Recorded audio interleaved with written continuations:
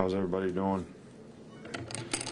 Good. Well, when I talked to you after the game, I said, or on Monday, I talked about, identifying some of the things that we need to do to improve, and, everybody sort of identifying, focusing individually, collectively as units, each group, as well as each unit, as to what we need to do to try to improve. And I think the question every day that you can ask yourself as a player, did I get better today? Did I have the focus, the mental energy? Did I finish plays? Did I do things the way I was supposed to do them, so that it gives me the opportunity to get better? And I think that if I was going to evaluate practice, I'd say we have a significant number of guys that probably did that, and I say we have a few guys that I don't know how they would answer that question. So, but it's important that we get everybody sort of buying in to doing things that way, so that we can improve individually and collectively as units and groups. We've got the Coach for Cure, this week, which involves finding a cure for muscular dystrophy, which, we're very supportive of as an institution as well as individually. Nick's Kids is honoring our Teachers Excellence Award recipients at the game.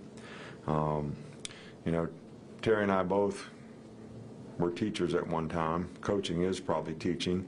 Teaching is really the ability to inspire learning. So we have a tremendous amount of respect and appreciation for people who really give their lives to trying to help other people have more success. And I know some of the people that had the greatest impact on my life were some of the teachers that I had. I mean, I still remember them in third.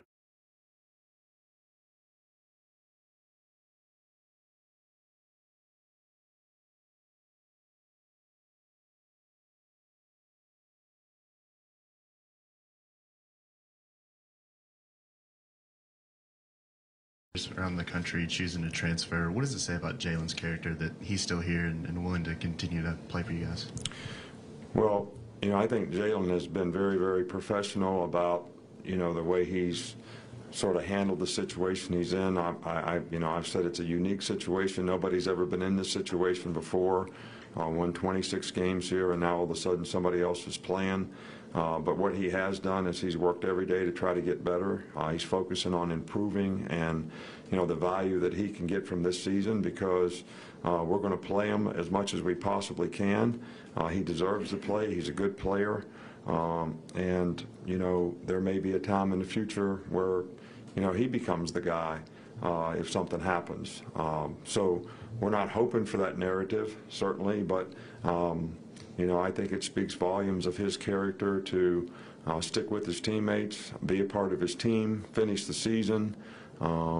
And I've always said how much respect I have for both the guys. But Jalen has, and how you handle things when you're in a difficult situation, I think speaks volumes of who you are. The one thing we're all going to have in life is we're going to have a lot of problems. Life is difficult. How you handle the problems is the one thing that you can control, and I think that this is certainly an obstacle that will help him be more successful in the future, and the way he's handled it is certainly going to help him handle issues and problems that we all have in our lives in the future.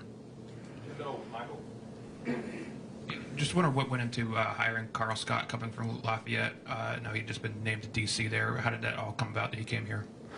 Well, I was interested in because he was at Texas Tech, so it didn't really, to be honest with you, when I sort of called about him to find out about him, I didn't really know he even left Texas Tech, so I didn't even know for sure he was at ULL. So that really had nothing to do with it.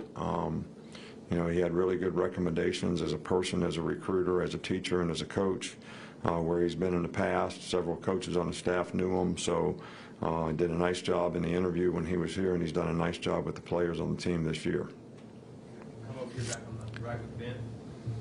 There's probably a lot more attention on recruiting now than when you started coaching, and the guys that you recruit tend to get more attention than a lot of the other guys around the country. What are some of the effects of guys who are that young kind of getting all that attention that you've seen?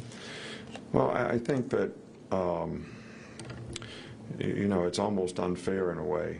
I know that seems probably unreasonable for me to say, because a lot of these guys get a lot of positive self-gratification from the attention that they get, and that's great. But when it sets an expectation and a standard for what they think they ought to be able to accomplish and how soon that they should be able to do that, and they lose the focus on what do I have to do to be a good player, rather than get frustrated because I'm not playing, because those things don't work in a very positive way for someone. And I think when you have tremendously high expectations for when you come in, and you're not focused on what you need to do to be a good player, learn your position so you can be a complete player at your position, then you struggle when you have issues, and you get frustrated because you feel like you're not meeting the standard and the expectation that somebody else created for you. And it takes a lot of maturity for guys to do that, and we've had some guys here that have been able to do it and done it very well, and I'm happy that they get a lot of positive self-gratification for what they do.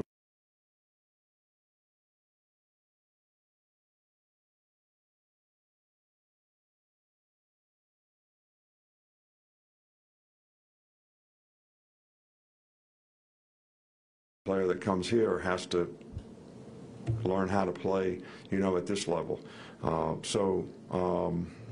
As long as that attention doesn't affect their ability to do that, I think it's great. Coach, last one will go here with Ryan. How would you characterize the relationship you and your program have with ESPN, and how do you think that relationship has evolved over the course of your tenure?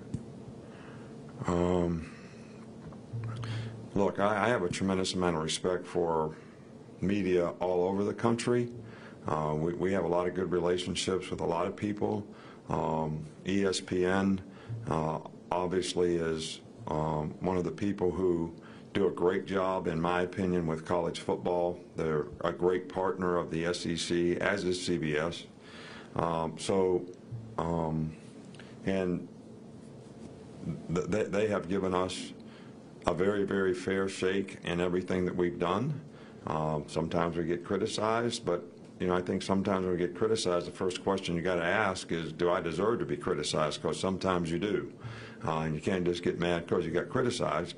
But I think there's been a lot of positive things, because I have a tremendous amount of respect for Lee Fitting, who runs that whole organization and operation up there when it comes to college football.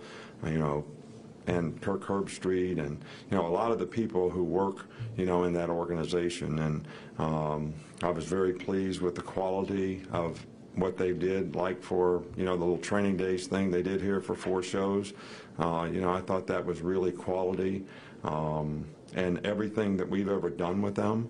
Tom Rinaldi, those guys are really first class, and there's a lot of first class people in the media on a national basis, and we respect what you all do for all of our players. They get a lot of attention, a lot of positive self-gratification. They get a lot of recognition for the hard work that they do, and when they perform well, they benefit from some of those things. So I would say that it has grown.